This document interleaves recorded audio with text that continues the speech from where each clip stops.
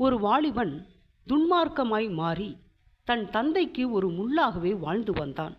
ஒரு நாள் தன் தந்தையிடம் தனது வீண் செலவுக்கு அவன் பணம் கேட்டான். தந்தை தர முடியாது என மறுத்துவிட்டார்.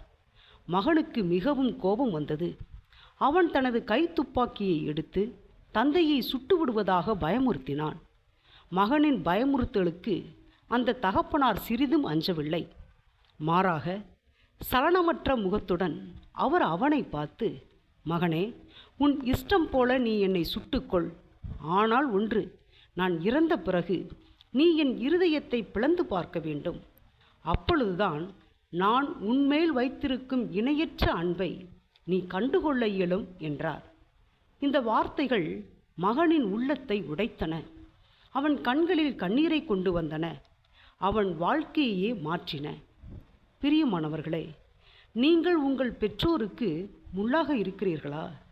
உடனே உங்கள் வழிகளை மாற்றிக்கொள்ளுங்கள். தேவன் அன்பாகவே இருக்கிறார். 1 யோவான் 4:8.